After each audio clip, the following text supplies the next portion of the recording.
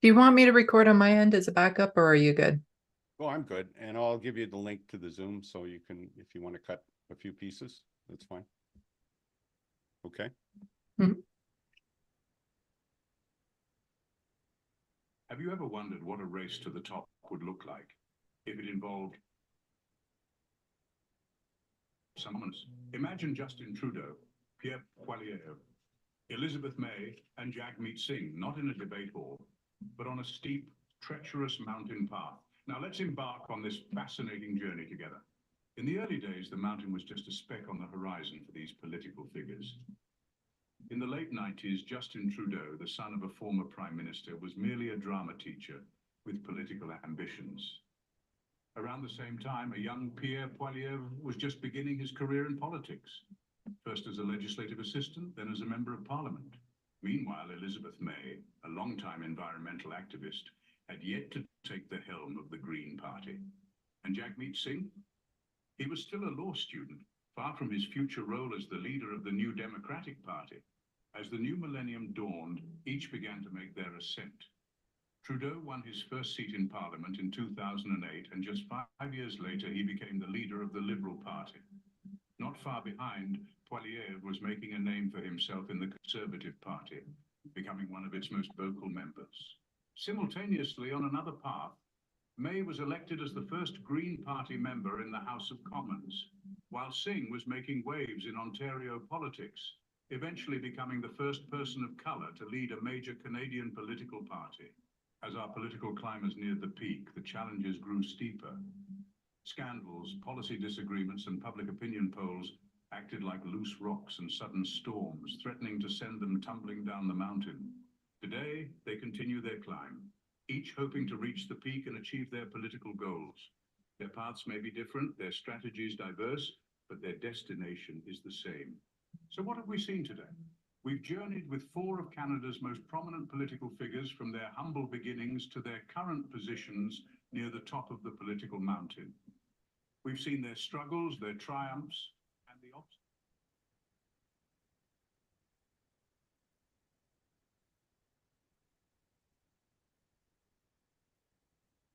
The volume just went away.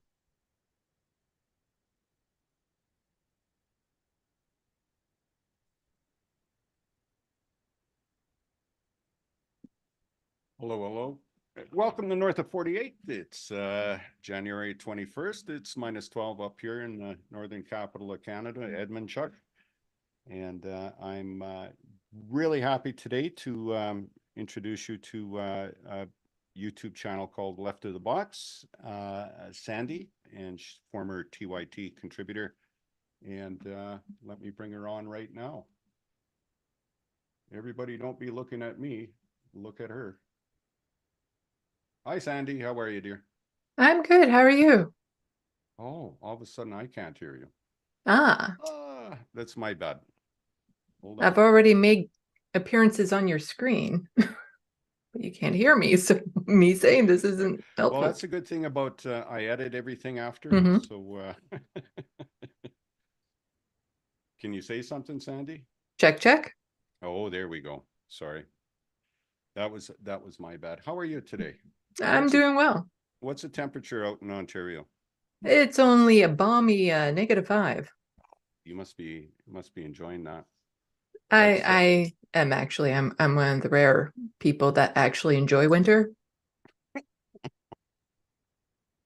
The older I get, the less I can stand the cold, my dear. Mm. It's can I say my dear? Is that I was in my office and I was talking to somebody and I called her dear, and then my boss yells, "You can't call people dear nowadays." And I go, "Well, I've known her for 10 years."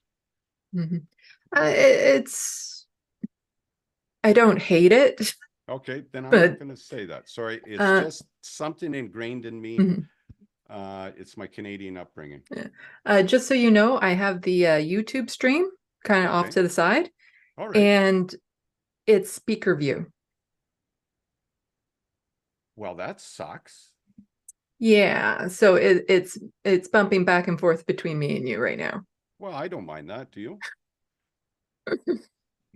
Okay, let me Thank you very much. You're such a professional. You're right. How's that?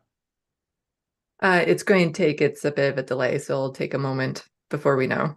Okay, well, we'll know, but people would rather see you than me anyway, so go. So Sandee, so Okay, it's fixed.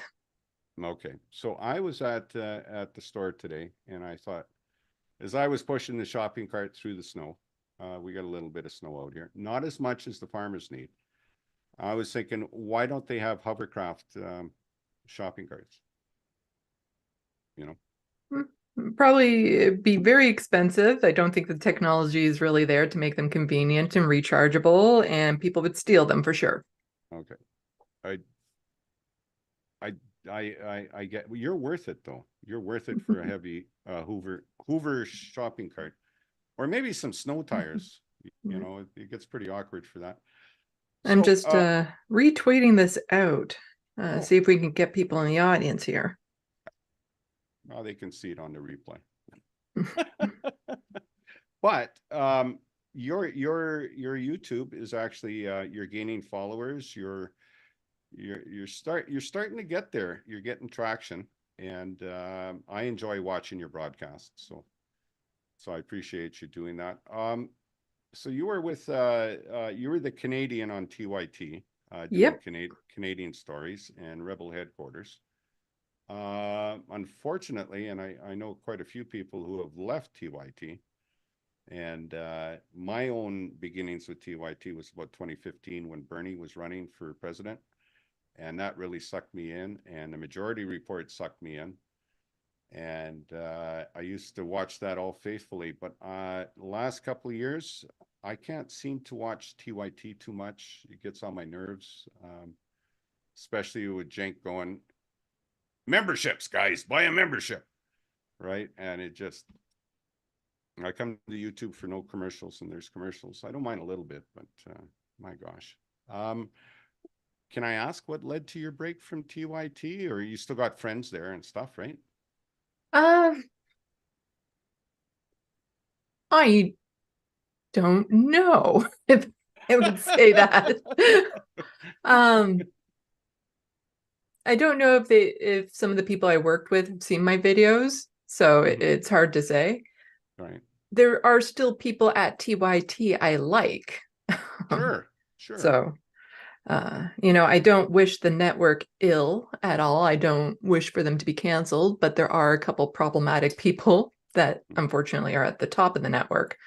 Right. But that had nothing to do with my original departure from Rebel HQ. It was simple numbers thing. My videos weren't performing. Well, I kind of enjoyed it because I had a Canadian flavor lots of times, right? And I think we miss that now. The journalism in this country has all been consolidated, concentrated. Like we have two hometown papers. They're owned by the same publisher. You don't get different views or anything. It's the same guys. And then also, so Toronto writes a story up and they throw it into the Edmonton paper. Really no local news whatsoever. Yeah, a lot of people don't realize you can look at the top of the article to see who the article is actually from. And a lot of them is like Canadian press. Yes. So like the easy way to find that out is you can also just take a chunk of a paragraph, copy and paste it into Google search and see all the other papers that have the exact same article. That is exactly it. That's global media.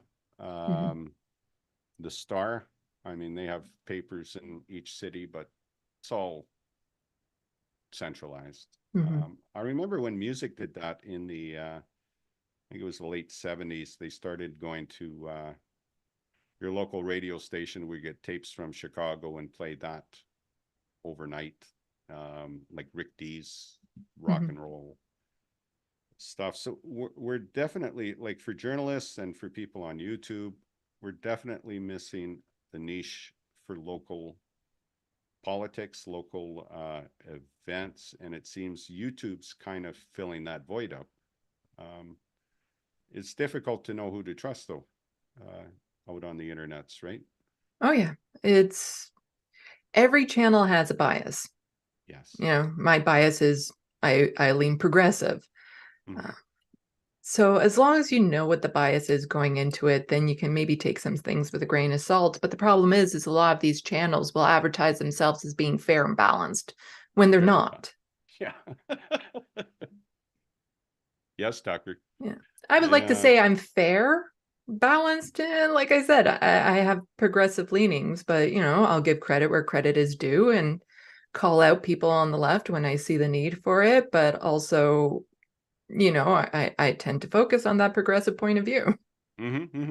Yeah, no, I would consider myself progressive. I have voted, like, things have changed as I got older, and I'm not over the hill. I just got a good view. And one of my favorite politicians was actually Rene Levesque and Peter Leahy, and both kind of conservative. He was Catholic, and I'm the cream of the crop in politicians right now is not rising to the top. We're tending to get people, like, if I take Justin and I take Pierre, I could almost interchange them, and each one would have their own biases, like you said, and lean towards doing something that benefits them. But really, there's no change, and I'm really disappointed in Jagmeet with the NDP. I think he's had a chance to really break in the party, and it hasn't. It really hasn't. He's actually becoming a non sequitur. He doesn't seem to be involved in the discussion. It's either Pierre or Justin for the next election, which will probably be within the year, right? So, year or so. Yeah, I'm disappointed with Jagmeet as well. I had a lot of hope for him when he first got in. Like, he had that energy. He seemed to, he could bring a crowd and really get them motivated and revved up, but he's really underperformed when it comes to that sort of thing. Like, he really just seems to have been taken over by the establishment type thing. And it's disappointing because here we have the NDP propping up the Liberals, and so far the only thing I can think of that he's helped push through is means-tested dental care. And that's not even pushed through yet, right? Yeah. So to be voted on. Means-tested dental care. I think, like anything, like with America, with your Social Security, no means test. Same as dental or social programs in Canada, should be no means testing. Everybody should get it. Your taxes pay for it all. Although I think the majority of the taxes are coming from, let's say, us little guys versus the big guys on top, who could probably pay a little bit more to keep this country running.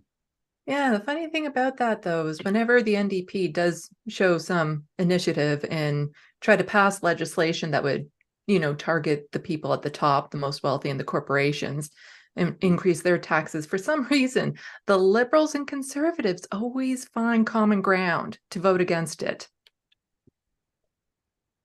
Yeah, and the Bloc Québécois too, as well. Yeah, so they're very good at finding common ground, the Liberals and Conservatives. All these politicians, and not going to America, but they seem groomed. You know what I mean? They've somehow got a sponsor, a donor, or they're taught how to act. Pierre went through a makeover, and I don't know if he's going to get LASIK surgery too, but and some of the videos he's put out there are quite striking. He's from what I read, anyways, it resonates with some people. So I'm sure he's dragging some votes into the Conservative Party. Oh, I have no doubt that if an election was held today, he'd win. Just because he's, giving that populist vibe out that people actually really want. But the problem is he's lying. He's lying most of the time. Like, if there was one thing I could change about electoral politics here in Canada, it would be to pass simple legislation that politicians, when they're campaigning, are not allowed to lie. Okay. Because they're allowed to right now. Well, let's which do is that. just really ridiculous. Well, how do we do that? A petition? Should we do a stern email to the government? Unfortunately, I don't think that's going to change anytime soon, the way things are. Well, But it is just absurd to think that they're allowed to lie in campaign ads and nothing can be done about it. it is. And Pierre Poilievre is very good at calling out Justin Trudeau for some of the wrongs that Justin Trudeau does, but again, lies about what Justin has done, exaggerates it, that sort of stuff. But then he never really says what he's going to get done other than, I'm going to make life better for you, but he never gives the how. Well, they never do. Smart politicians never give the answer, right? And hence the problem down in America. Yeah, I would suggest. Well, Doug Ford was able to be elected to Premier of Ontario without even releasing a platform. Yeah, but you know, he's look at him. Don't you just want to hug him or anything like that? You know. Sorry. Maybe if I were a boa constrictor.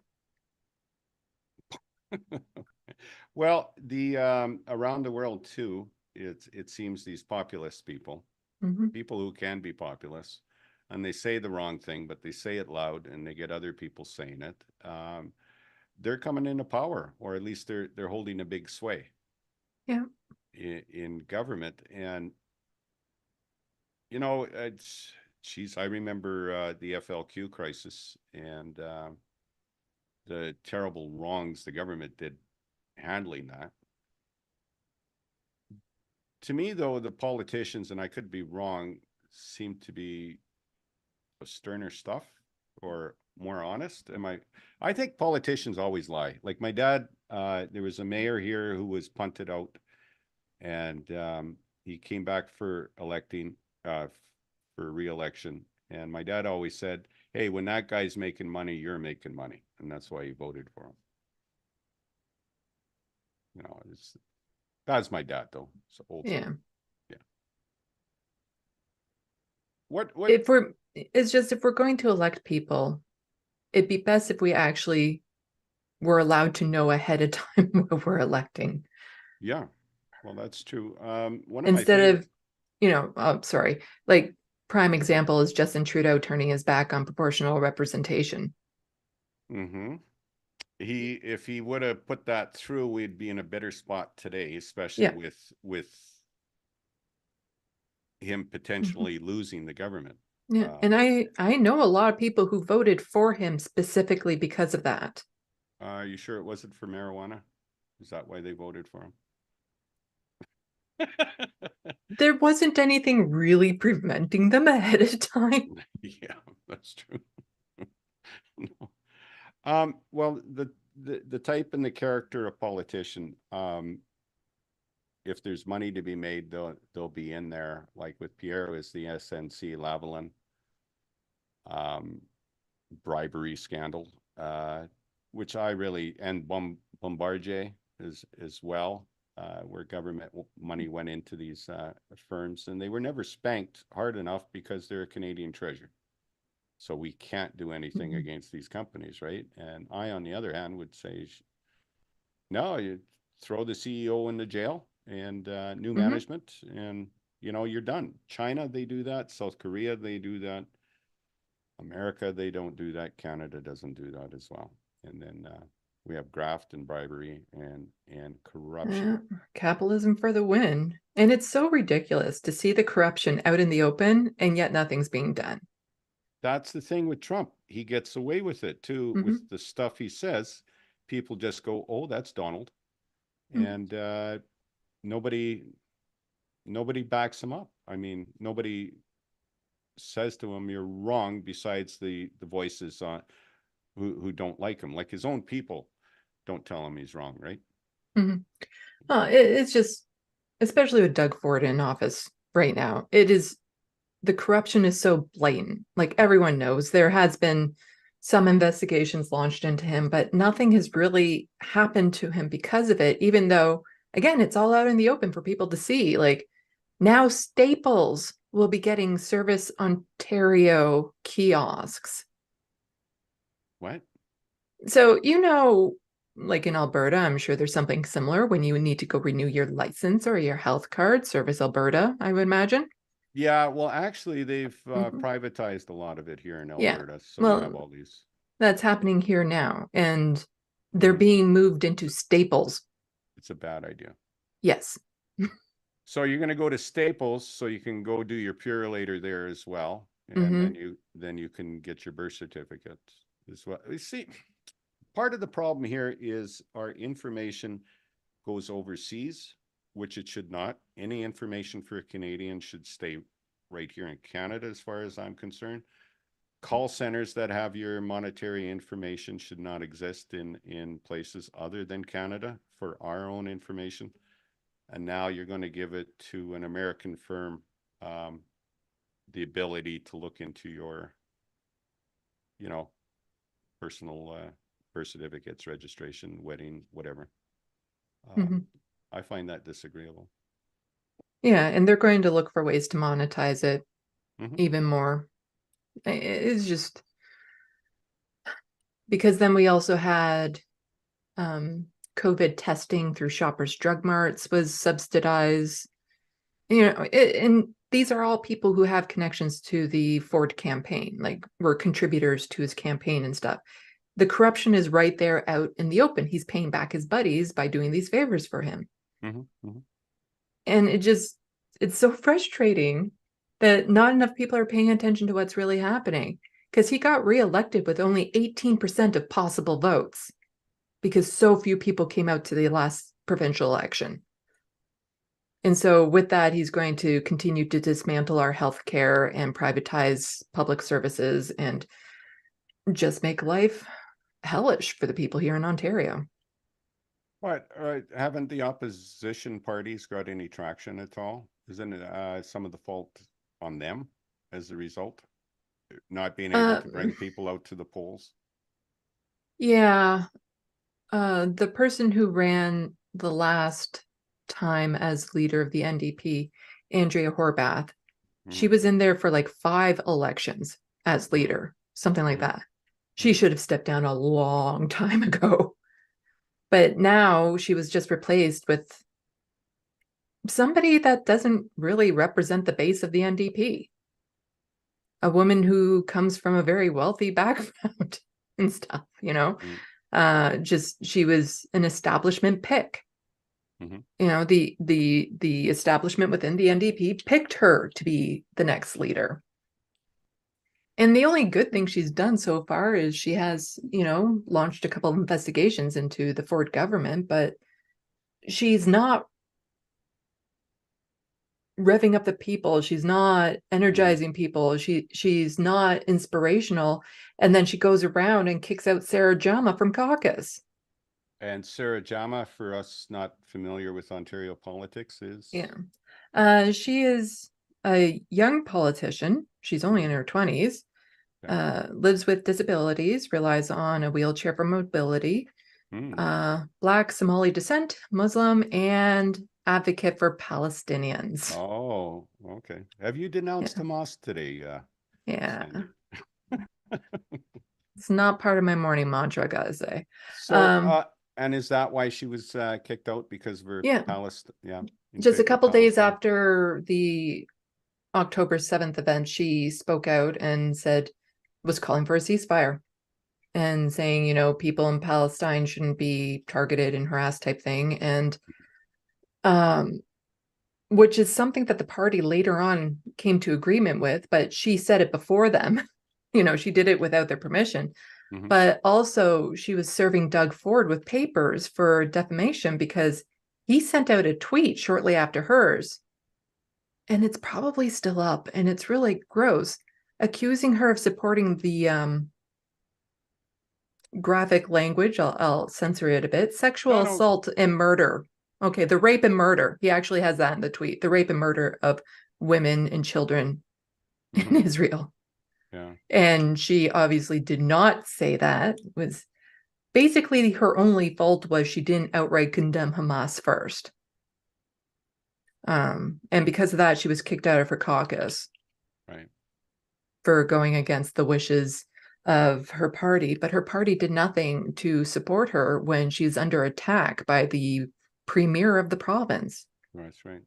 Like, nobody called for Doug Ford to take down that disgusting tweet. No, I So get that. she sits as an independent right now. Okay.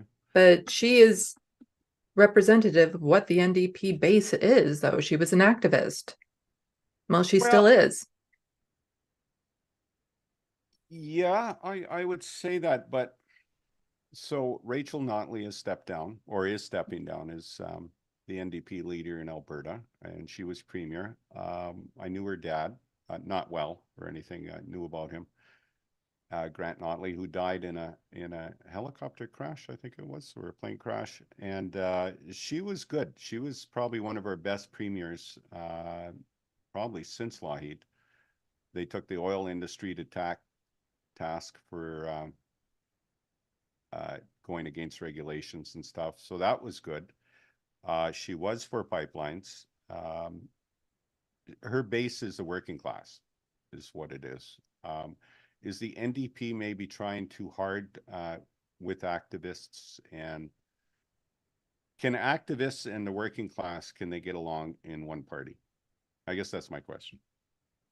They can, but the NDP doesn't want activists. They don't even want the working class at this point, pretty much. Like, the reality is the Conservatives, Pierre Poilievre, Doug Ford, they're the ones drawing in the working class because they're the ones claiming to fight for them, whereas they're not, not by a long shot. And the NDP, provincially here anyway, and federally, has been screening out activists from even being able to become candidates. Like, I was actually quite surprised when Sarah was elected as the candidate, because I was amazed she got through the screening given her activist background. The establishment in the NDP, so people who come from money, same friends as in Liberals and Progressive, or sorry, they're not Progressive anymore, or the Conservative Party. Do you think because of it's a lot like England, where all these guys go to school together, whether it's Eton, and then they go into or Cambridge and go into politics, and they know each other, and it makes it really hard for them to go against. I mean, they're friends, and I think there's some graft as a result. Yeah, it's all close-knit circles. It's people who want to be career politicians opposed to people who want to make change for people. Like, it was really ridiculous story here in Ontario again is somebody is vying for a position in the Liberal Party who literally just ran for the Conservative Party. Yes. Well, Donald Trump used to be a Democrat. Yeah, like there's no difference between the two when they're picking candidates almost. So and then the NDP is screening out the more progressive base. So they're all kind of coalescing. Right. Well, the NDP party as it sits too is people were wondering whether Rachel Notley would go federal, but she's ticked off some environmentalists and some other activists. So her brand of politics, I don't think would play nationally. Well, I mean, it would play, but not for the people who control the NDP and Liberal parties. So, well, the problem with running for leadership of the NDP is they have to actually have a leadership race. Yeah. And since can't I buy a whole bunch of memberships and then vote the guy I want in? No. Isn't that no? No. That's not how it works. They had a convention. The NDP had their convention and they voted not to have a leadership race. So there's no competition against Jugmeat because there's somebody here in Ontario I'd like to see run for federal leadership. Do you want to name that person or? Matthew Green. And he's an Ontario person. Is he an MP right now or? Yep. Yeah, for the Hamilton. NDP, for yeah, Hamilton? And NDP. Okay. Yeah, I had some friends who used to go to the NDP meetings, and They were trying to get people to run there. It's a challenging job to get the person you want Mhm. to run. Well, part of the problem is the cost. Yeah. Like how much money you have to have in order to run for leadership is ridiculous. Yes. But then also the people who go to these conventions tend to be well off because they can afford to go to these conventions. You have to pay a ticket price to get in, plus hotel and all this sort of stuff. So it really limits the people who can actually vote on if there's going to be a leadership race or not, which is, again, just so unfair because here I know riding associations have been overridden by the NDP, and the NDP has just dropped in candidates against the wishes of the riding associations. Like they're not picking who their candidate is going to be. You would think, as a point of order, the NDP would strive to have better moral and ethical boundaries. Oh yeah, you would think so, but I have personal experience with them, so I know better. Okay. Well, it's a little different out in Ontario for NDP than it was in Alberta. Mm-hmm. And the leadership race, there's a couple of people who are, like you say, are come from money, and they were with a different party and they want to run for the NDP leadership and stuff. You don't get the grassroots. There's a voice. So you got the Trump voices, the voices on the right, and then you have some activists. You don't have those voices who are just trying to make a living and have their family, because they're just so ticked off with politics, they just ignore it. And that's the beauty of the system, is get people to ignore politics, and they get to put in whoever they want, whoever will help with the establishment. Yeah. Oh, yeah. okay. No, politicians make legislation that serves their benefit, not the benefit of the people. Yeah, that's true. And the corporations, the the heck's that guy? The Weston family and Galen Loblaws. Weston, yeah. Oh my God. I mean, the prices in the grocery stores, the quality of the food is crap, like for vegetables and stuff. I firmly believe everything should be local as much as possible. And I don't know why I'm getting an apple from Washington when British Columbia is right next door. I'm fortunate that I live near farmers markets and stuff, so I can get fresh produce, which isn't gouged in price all to hell, but it also requires you to have a certain level of skills in cooking and whatnot, because it's all, and I regularly make myself sick from my own cooking. So I'm sorry to hear that. I'm not good at that. But it's all it's a money-making machine for Galen Weston, because they own so many of the grocery stores. So they jack up the prices in the high-end grocery stores where you can get the better quality food and stuff like that. But then since you can't afford there and grocery prices are just exploding so much, people then go to the discounted, like No Frills and those types of stores, but they're owned by the same person, by the same group. So they might be losing a little bit money on the high end stuff, but they're gaining so many more customers on the low end. That's true. And yeah, the quality sucks. I hate going to them because they either don't have what I'm looking for, or a lot of the times I can't afford even just the crap produce that they have. So, like I eat on average 2 meals a day. And every time I go out shopping between basic needs and food, it's over $100. Oh, yeah. And I rely on disability for my income. Can't afford it. Well, if 60 is the new 40, the $100 bill is the new 20, as far as I see it at the shopping centers.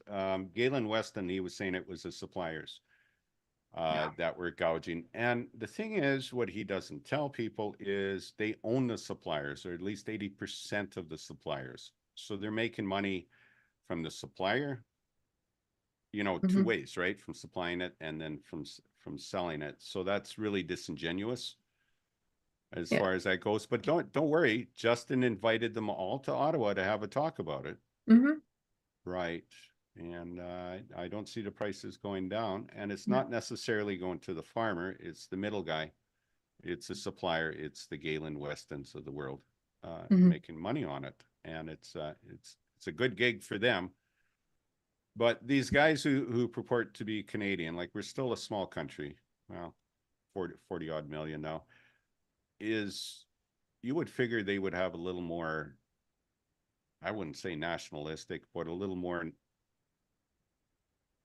they should be more in favor of Canada and by giving us good things instead of being like British or American oligarchs.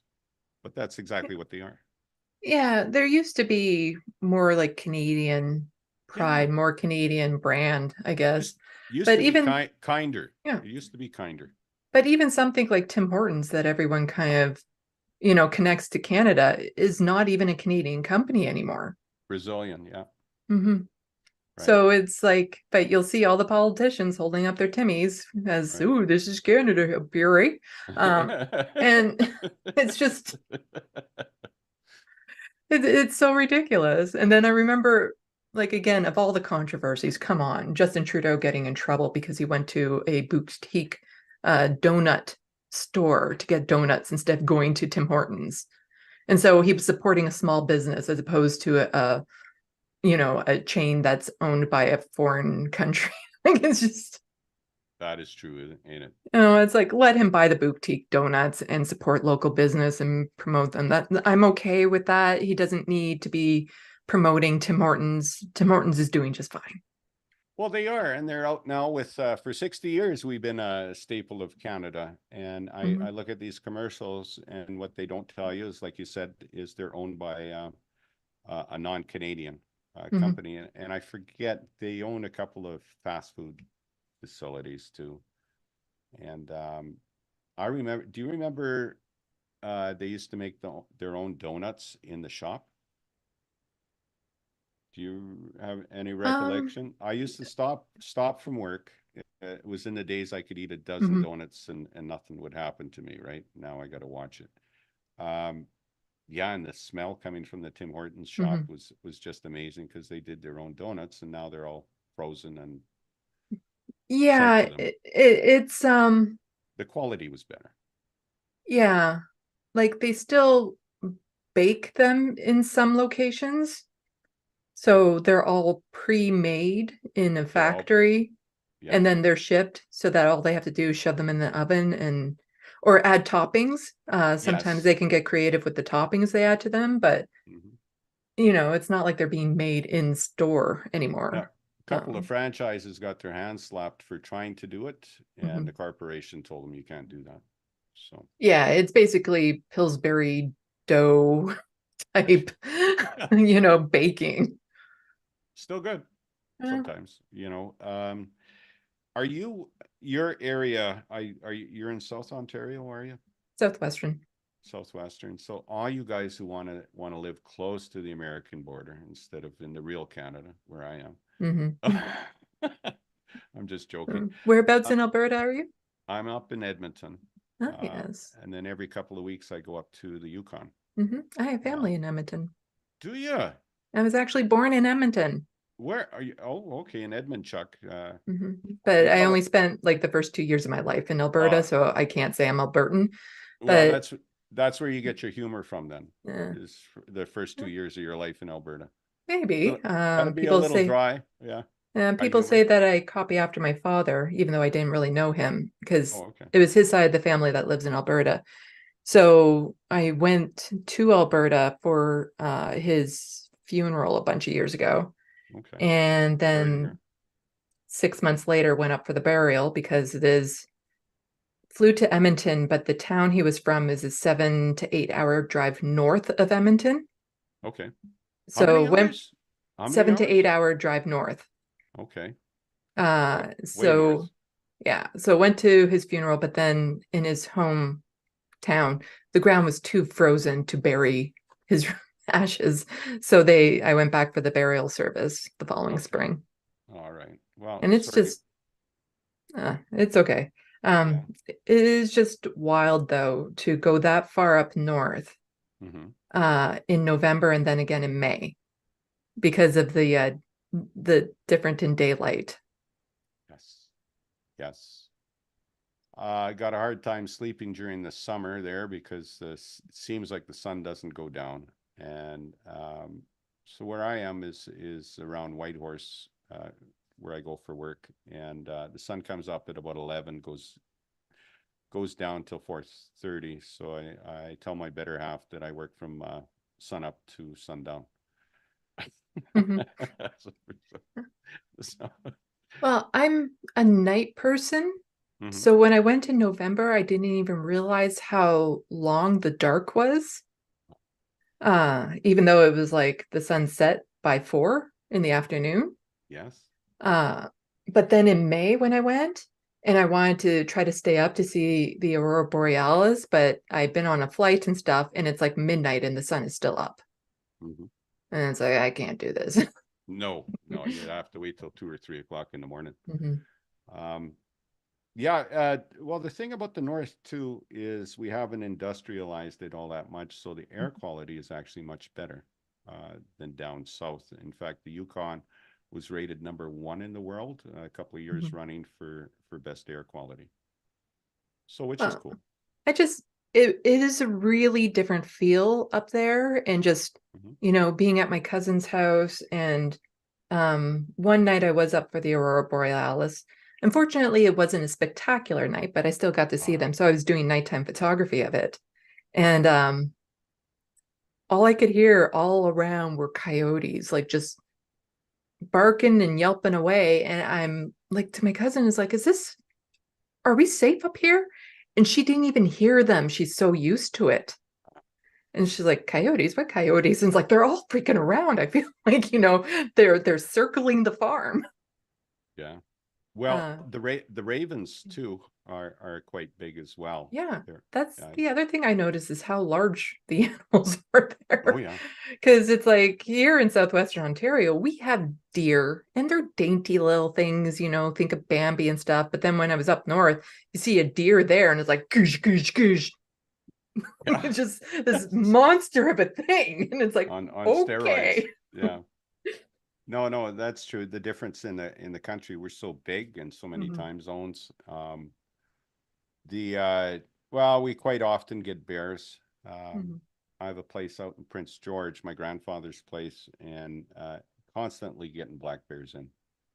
And my dog went after one, and unfortunately, she got slashed in the belly from the bear, but she was okay. It didn't pierce, so that was good. And she recovered. And that's good. And the bear ran away. So a black bear will eat you. A grizzly will just make sure you're dead. So but either way, the end result for the person is still not good. That's true. But you might fertilize some Canadian flowers. Yeah. Eventually, depending on the digestive system of the bear. I'm a bit wary about that. We don't really have to worry about bears. Like there are in some areas not too far from here. There are bears and stuff still in the wildlife. Coyotes just outside of city limits and stuff. So every now and then, like a deer will come into some parts of the outskirts of town, but it's not a lot.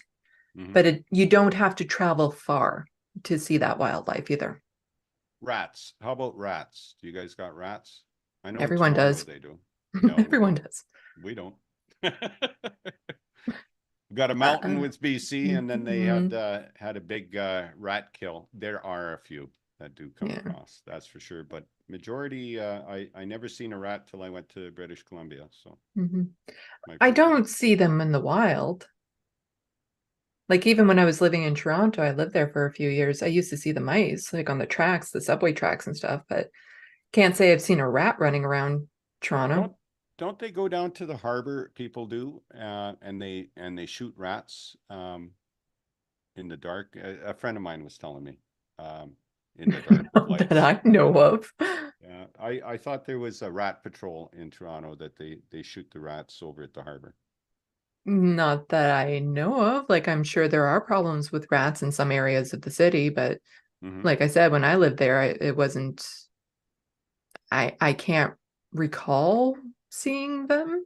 Like, I Okay. probably did, but didn't think of it, but it wasn't like, oh, there's a rat dragging a piece of pizza through the subway or something, Right. Can I ask you, in Ontario, since I'm from Alberta, the rent prices in my province and in Vancouver, oh, just skyrocketing. Are you guys having the same problem? Yes, it is Why is that, Sandy? ridiculous. Why is it a problem? Oh, well, depending on who you're listening to, it's either the federal government's problem or uh um yeah, Vancouver is the most expensive city. And I think one other place in BC is up in the top 10, and then the rest are all Ontario. Yeah, oh yeah. No, totally. I don't understand how people can live out there. Um, Even Nova Scotia, the rents are going up. They had Mhm. rent controlled apartments, and landlords are saying we're renovating, you guys have to get out, and that's a shame. Yeah. That No, shouldn't happen. Doug Ford got rid of rent control. Why? So I thought he was part of the working man. yeah, Isn't that yeah. No, competition working in the man's market. competition in the market? Once Yeah. they deregulated the gas and the electricity in Alberta, it was a mistake. And Ralph Klein, he gave us Ralph bucks to help compensate us in our. But what it did was his friends got to make money off this, right? Mhm. And in Prince George, compared to Edmonton, natural gas is cheaper, and hydro or electricity is cheaper than in Alberta. And we have the gas here. How come it's not cheapest here, Mhm. right? Yeah, it's Once again, it's a grift game, a graft yeah. where people are making money. Like Doug Ford sold off parts of the green belt, and that should be the pride of Canada. We have the largest green belt in the world Mm-hmm. for developers and stuff. And it's like, of the homes that get built on this very precious land, Yes. they're mansions, like they're not affordable homes. So even the homes that are being built, the apartments that are being built, Mm-hmm. they're not affordable. But then every now and then you'll hear a politician say, oh, a certain percentage of this will be affordable Yeah. homes. But that has a technical meaning. Mm-hmm. And so the affordable homes that they're building, like the affordable rent, is 80% of market rate, which is still not affordable, It's not affordable. not even close. I live in uh, not a sustainable, but a working class neighborhood, and the property values are a little lower than the rest of the city. But empty lots, they're putting up two skinny houses on a lot, which Mhm. I abhor. And then our councillor, we had a mayor who was it was a builder, right? So he wanted to make sure the planning rules favored the builders, and he got his way, which is unfortunate because so they'll put a skinny house at half the lot that I have, and that'll start around 450,000. And the thing is, they tell me that it's for low cost housing. That's why we have to put these. It's worth more than my house. Mhm. There's nobody, no beginning family can afford that. I mean, the kids are going to have to be 40 by the time they're able to get out of the house. Yeah, they're showing certain condos and things of that sort. Oh yeah, Starting price is $1 million. Like it's just I know, I know. And even a modular home or a mobile Mhm. home, a brand new one's $185,000. It goes onto a lot, then you're paying $700 or $800 a month lot rent. I think in my last live stream, I was talking about a luxury tent that was available A off the lux highway, a luxury tent on the highway. just off the highway or something. And the price for that was just ridiculous. Well, tell me more. Uh, How much was it? Do you remember? let's see if I can A, find a, it. a luxury tent, and what would be in this tent? Not much. So let's see if I can find the article. that's fine. Well, it's just the homes, the houses. The thing, so we still got a lot of land in Alberta, and they keep saying we got to make these skinny houses. And I look at the backyards. There's not enough room for a toy poodle to move around in. And I like the thought of a bungalow or a house or an apartment complex where there's some room for them, like a park or something like that. Yeah. And a lot of people are going back to putting gardens in their backyards up here. Just the cost of living. So while you're looking for that, let me play a clip of some of the housing stuff that's going on here, if you don't mind. Mm-hmm. Okay, so I will do that right now. I did play this on Friday, but it's well worth it. Edmonton police suspect this fire 10 days ago was one of more than a dozen recent arsons set with a purpose: extortion. Those targeted members of the city's South Asian business community. Typically, our victims receive a WhatsApp communication, and then from there, there's a request that comes along with that for some compensation. So far, investigators say they've connected 27 crimes, including this drive-by shooting, to an extortion ring operating in Edmonton but controlled overseas. It's our belief that these crimes are being orchestrated from India. But Edmonton isn't alone. Similar incidents are the focus for police in other Canadian cities. On Boxing Day in Surrey, BC, the home of the son of a prominent community member was shot at. They're thinking, like, might be they want to get, to scare us and the community. Satish Kumar arranged for RCMP to meet with local South Asian business owners. He says some have received demands for protection money. And they ask you $2 million, cash money. First thing, who have a cash money over here? $2 million. Then there's a situation in Peel region outside Toronto. Police there arrested a BC man after shots were fired at a Brampton business. Since November, they say, more than 20 extortion attempts have targeted the South Asian business community there. Those that are being victimized are either complying to the threats, which we're encouraging them not to do, but to come to us investigatively, because we are working at a national level. While the police chief ordered a special task force, Brampton's mayor wants an international effort. It would require the full cooperation of law enforcement agencies in India. Brown has support from his counterpart in Surrey, both demanding action from the federal government. Philip Shannock, CBC News, Toronto. And that was from the CBC News. And let's pin you back up here. So we have extortion rings from foreign agents. Apparently these people in India are extorting people from India, and it goes right across from Vancouver to Edmonton to Ontario as well. It's not the first time we've seen this. We've seen when the Romanians, a big flood of Romanians came in, we had the debit card scam where they were scanning cards and using your credit card numbers and stuff. I think the Irish even faced that too once they came into New York back in the 1800s. But they're getting kind of bad out there, Sandee. Yeah, people are always looking to exploit other people. It's sad. Most vulnerable people. Mm-hmm, mm-hmm. When I was growing up, we had a big community feel. We had Little League. We had the Scoutmaster. You know, he was around, and he was good with the kids. Sorry, we're back to speaker view on YouTube. Oh my gosh, eh? Yeah, There we go. Is that better, Sandee? Anything for you? I'll find out once the lag is over. Oh, okay, fair enough. It will be better, and thank you for taking some time. I wanted one of your broadcasts.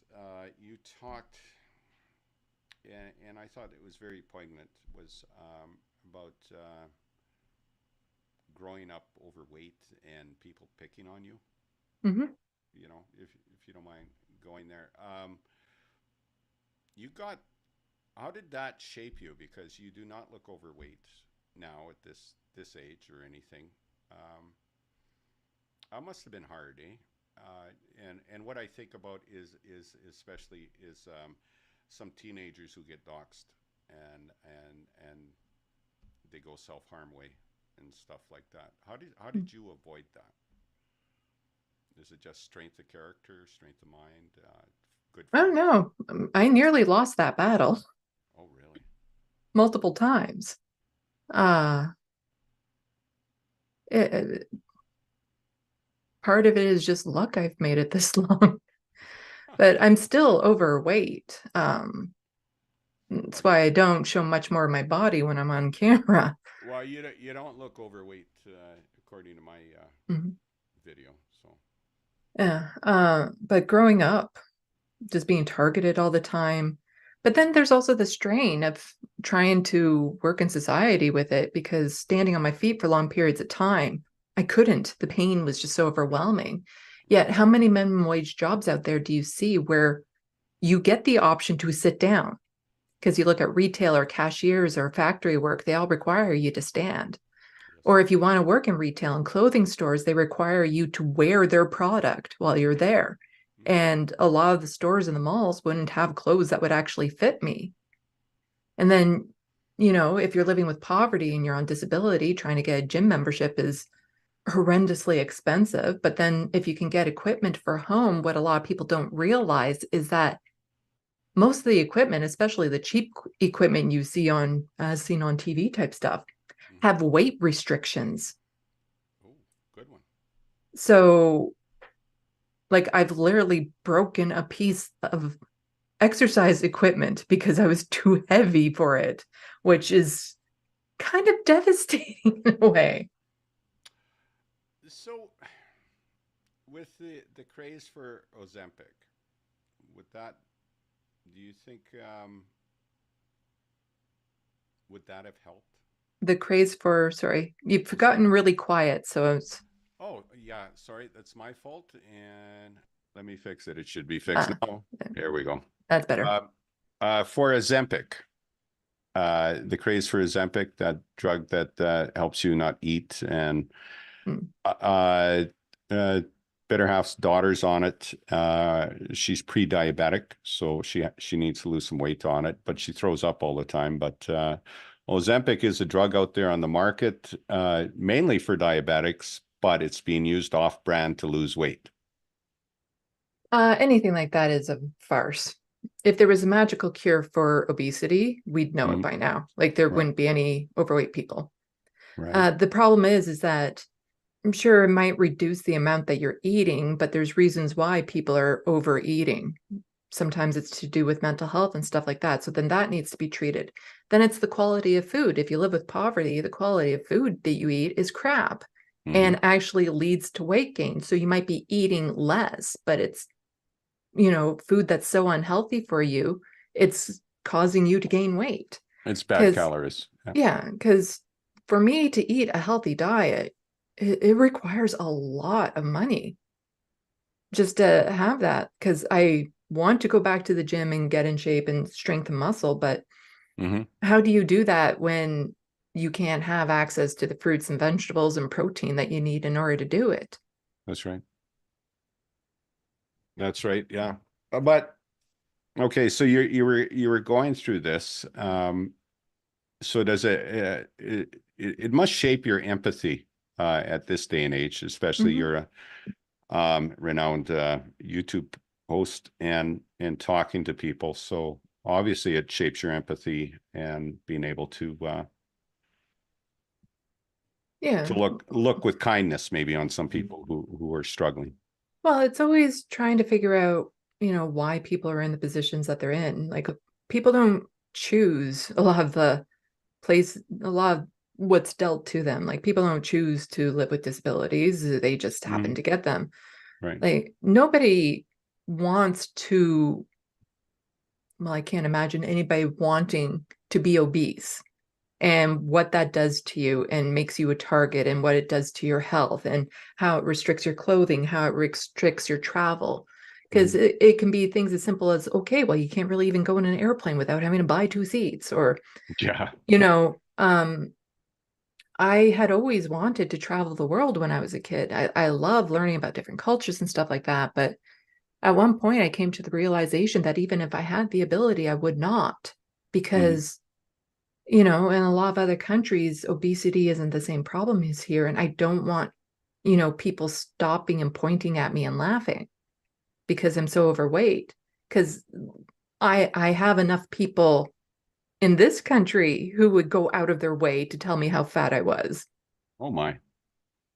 So, you know, I couldn't imagine what it would be like going to an Asian country where so many people are so much slimmer, and just trying to deal with the negative attention you would get with that.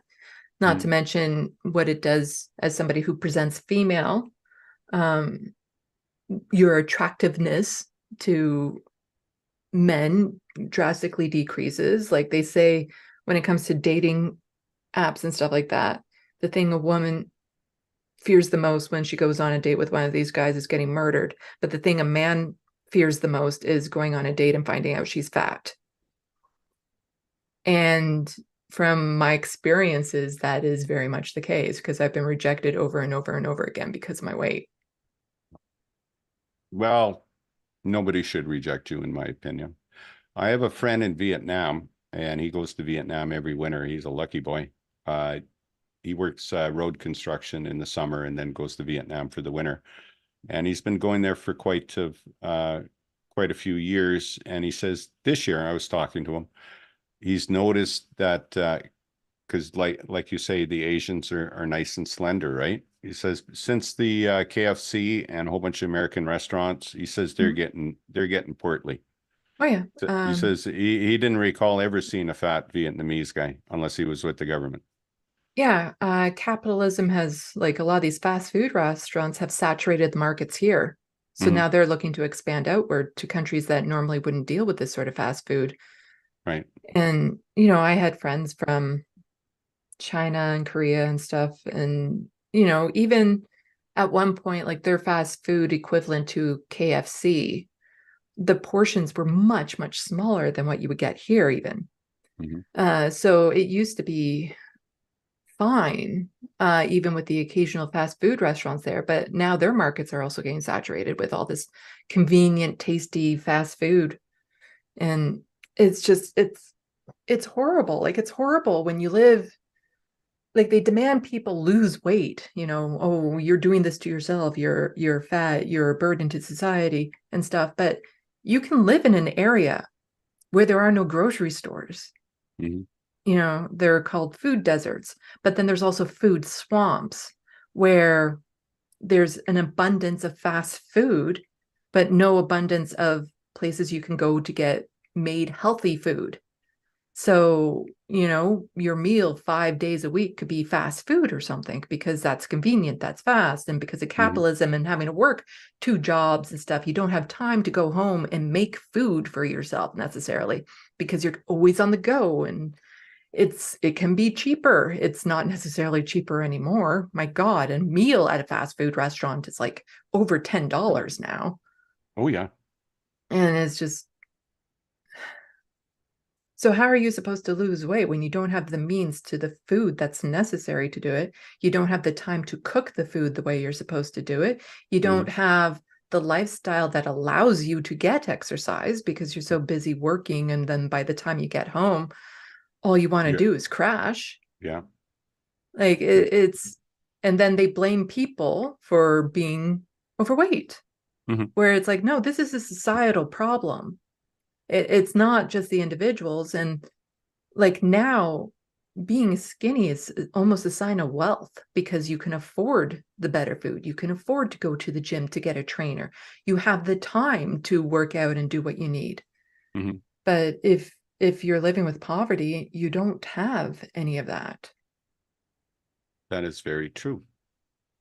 We didn't grow up wealthy, and we did eat white bread and sugar, and I didn't put the weight on till I was later in life. But I have a theory.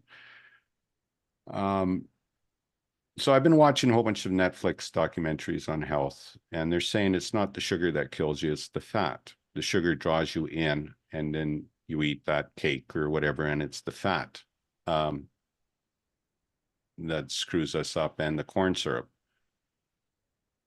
I think the way the food is processed right now is a problem between the Roundup being used as a desiccant on cornflakes. They did a testing, and there was quite a bit of Roundup in the kids' cornflakes. Plus the Teflon. You know, do you think do you agree it might be an industrial thing too, the way we process our food and everything as well? Yeah. No, I've heard lots of stories of people in North America. Like, it's not as bad as in Canada as it is in the United States, because we do have a lot more regulations than in the States when it comes to how our food is processed and what's allowed in it and whatnot. But I've heard stories from Americans where they go overseas to Europe or something, and they eat the exact same diet that they had before, but they end up losing weight because their food isn't processed the same way. Whereas in the States, it's all the added corn syrup and things of that sort to make it addictive, to make it cheaper to make, to grow and sell, and all this sort of horrendous stuff. Like, the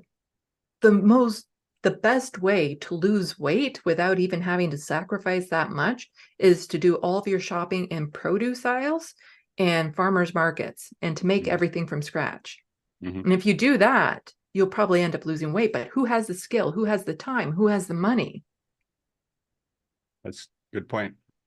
And then you would miss that chlorinated chicken from America too, right? You know, that's the other thing is with the chicken, they're putting saline salt solution into the chicken so it weighs more. And thanks, Mr. Weston. And the salt's not good for you too, that much sodium in your system. Like, the other thing that bothers me about living with poverty right now is I don't really have a choice with ethical consumption, food consumption.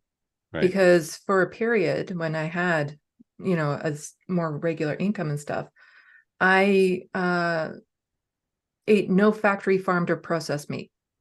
Okay, that's smart. So I still ate meat because, meat is tasty, but I drastically reduced the amount of meat I was eating. And then it was all from local market where, I know the farmers treat their animals with respect, or if I go out to a restaurant, it's the more exotic meat on the menu where, it's like, okay, chances are they didn't send this caribou to the same factory that they send the cows to, that sort of thing.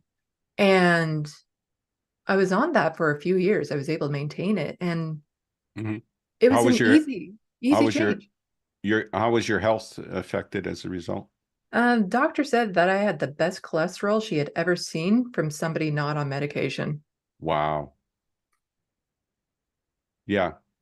No, I would agree. Especially your hamburger could be from 100 different cows instead of just that one. And I'm sure, and I hate to say this, but there's probably mad cow in the system. The prions, because they don't tend to check every animal anymore. And I'd like to think our regulations in Canada are better, but Swifts and all these guys are paying for the inspectors. So I'm not sure whether we get the quality inspection that we used to through the 60s and 70s. Yeah, it's getting worse. Like, luckily we still do have regulations, but they're still always looking for ways to cut corners and to cut back. And it is scary because some people don't have an option when it comes to what food they have to buy. Well, it's the antibiotics in the animals too, because they give it to the chickens. They grow fatter and bigger. They can't walk. They got bigger breasts. all for consumption. And No, like I'm that's sure. part of the Go ahead. reason why I didn't want any factory farm meat was just the torture that the animals go through. Yes, ma'am. I can't, I just saw one video too many, and it's horrific what we do to living creatures just for profit. Yes, I agree with you. And I'm from the farm, so I've seen that, but the videos I watched with the stockyards with the cows being, because they broke their leg, they're being taken up with a forklift to the killing floor. Thoroughly disgusted. On that as well. Okay. Well, I guess we're coming up to the end of our time together. Sandee, what do you have on your show, and what days do you stream, my dear? Or sorry, Sandee. I cover Canadian politics with sarcasm and sass, but I also cover social issues, talk about mental health, poverty, that sort of thing, disabilities. I want to have kind of set live stream times, but every time I say that, they end up changing. So right now, the current goal for live streams is Sundays, Wednesdays, and Fridays at 6 p.m. Eastern, only not tonight because I'm just taking a week off because I didn't do that around the holiday season in December. Okay. Because I know way too many people who are lonely that time of year, and it's nice just to have at least one familiar show online where there's community that you can go to on Christmas and around then. So I stayed on during that time, but then decided that I would take this week off in January instead. I still want to get back to just releasing some video essays every now and then as well, where it's like I focus on, a key story that I want to do an in-depth dive on, interviews. So I should be back this Wednesday, hopefully with Ravana. She is a current contributor to TYT. But she's a really wonderful person, has her own channel and things of that sort. So I'm looking forward to I never got the chance to talk to her while I was at TYT. So it'd be nice to actually talk to her in person. And yeah, that's pretty much it right now. Well, and it's always, I like your tagline, Sunday, Monday, and Wednesdays, 6-ish, right? Yeah. 6-ish. Yeah, that's what I have on my on the placeholder frame, just in case I've had technical issues going into it, or sometimes it's like, okay, I need to advertise a little bit more because there's, one or two people waiting to see it or something. So just trying to rev people up a little bit more to get them into the sandbox, as I call it, the chat. I like that. Well, my little audience, they were after me to get you on, and I so much appreciate it. You're a delightful and really reasonable person with these issues. So I hope you and I could connect in the future. I would so much appreciate it. And I really enjoy talking to you, Sandee. Sure thing. This was nice. Okay. Well, and you were off for a week and you said, no, we're going to go on North of 48 and have a little conversation. So I so much appreciate it. Well, the amount of work I have to do for this is very minimal, so I can handle it. I'll ask the questions, you just answer them. Yeah, no, it's so much easier going on somebody else's show than having somebody come on your show. Well, that is true. If you could just hang on for 1 second, and I'll get us shut off on the internets, and we'll talk for a second, okay? Okay. All right. And yeah, thank you very much. I hope you enjoyed this episode at North of 48. You guys take care. Whoops. Edmonton police suspected. Screwed that up. I will fix that in post. There we go.